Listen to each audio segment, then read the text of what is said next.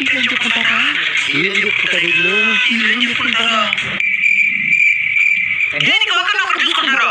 ముగ్గురు